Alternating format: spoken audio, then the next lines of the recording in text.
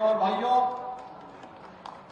होली के पूर्व लगभग 1900 करोड़ रुपए की इन परियोजनाओं के लिए मैं आप सभी सिद्धार्थ नगर वासियों को हृदय से बधाई देता हूं। सिद्धार्थ विश्वविद्यालय का सिद्धार्थ विश्वविद्यालय आज एक नए प्रतिमान को स्थापित कर रहा है। सरकार ने उसको पूरा पैसा दिया है।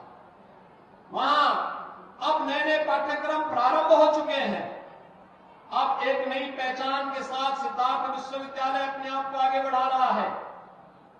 तो हर घर नल योजना, स्वच्छ भारत मिशन यहां के बच्चों की बीमारी को पूरी तरह समाप्त करके यहां के लोगों को एक नया जीवन दे रहा है। माधव बाबू के नाम पर स्थापित माधव प्रसाद त्रिपाठी मेडिकल कॉलेज सिद्धार्थ नगर की एक नई पहचान बन रहा है। आज यहां की बेटियों को नर्सिंग की पढ़ाई के लिए दूर न जाना पड़े, इसके लिए सिद्धार्थ नगर में ही नर्सिंग कॉलेज का शिलान्यास भी हम करने जा रहे हैं। अभी जो कार्यक्रम हुआ है ना, इसमें नर्सिंग कॉलेज का शिलान्यास भी आपके सिद्धार्थ नगर जनपद के लिए। जिन गांवों में अब तक हर घर नल योजना से शुद्ध पेयजल नहीं पहुंचा है, उन गांवों के लिए पानी पहुंचाने के लिए, शुद्ध जल पहुंचाने के लिए, आरओ का पानी पहुंचाने के लिए भी हम लोग आज शिलान्यास कर रहे हैं। और जहां कनेक्टिविटी से नहीं जुड़ पाया हो, उन गांवों को कनेक्टिविटी के साथ जोड़ने के लिए आए। हमारे नौजवान के लिए आजीविका भी है, तो हमारे आम नागरिक की आस्था का सम्मान भी है। आस्था का सम्मान भी है। आप सोचिए, 500 वर्षों का इंतजार समाप्त किया ना, अयोध्या में राम मंदिर का निर्माण हुआ ना, रामलला का विराजमान हो गया है ना। आप मुझे एक बात बताओ, कितने लोग गए अयोध्या? सिद्धार्थनगर जनपद में काफी लोग जा चुके हैं। आपको मैं एक बात बताऊं, 22 जनवरी यानी 23 जनवरी से लेकर के 10 मार्च तक 1 करोड़ श्रद्धालुओं ने अयोध्या में अब तक दर्शन किया है। 1 करोड़ श्रद्धालुओं ने, और ये पूरे देश के अंदर के थे। हम लोगों ने उत्तर प्रदेश वासियों से कहा था, पहले देश के लोग करेंगे, फिर उसके बाद में हम लोग करेंगे।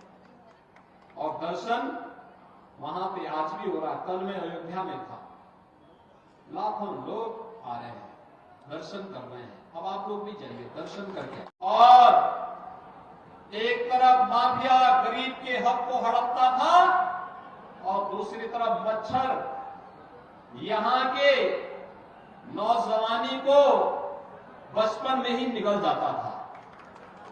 इंसेफ्लाइटिस से सबसे अधिक पीड़ित कोई जनपद था, उनमें से सिद्धार्थ नगर जनपद भी एक था।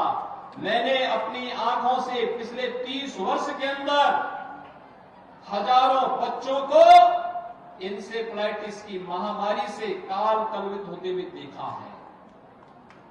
उन बच्चों के जीवन को बचाने के लिए सड़क से संसद तक लड़ाई लड़ता था। और तब मेरे साथ, भले विपक्ष में उस समय श्री जगदम्बिका पाल जी रहे होंगे, लेकिन मेरे साथ तब भी वहां मेरी आवाज के साथ आवाज मिलाने का काम करते थे। तो विपक्ष का एकमात्र सांसद होता था जगदम्बिका पाल। वे कांग्रेस के सांसद थे, कांग्रेस की सरकार थी। कांग्रेस की सरकार के खिलाफ मेरा प्रस्ताव था, और उस सदन में एक व्यक्ति अपनी सरकार के खिलाफ खड़ा होकर के यहाँ की मासूमों को बचाने के लिए उस समय खड़ा हुआ था। और बहनों भाइयों, का नाम था जगदम्बिका पाल का। पूरा सदन खोचक था कि मैं तो विपक्ष में था ही, लेकिन मेरे स्वर में स्वर मिलाने का काम कोई एक सांसद कर रहा है, तो वह जगदम्बिका पाल कर रहा है। और बहनों भाइयों, आज जब हम लोग आज कह सकते हैं कि सिद्धार्थ नगर जनपद अब इंसेफ्लाइटिस से मुक्त हुआ, बीमारी समाप्त हुई, इसके बहुत सारे कारण हैं। हमने मच्छर भी समाप्त किया, माफिया भी समाप्त किया।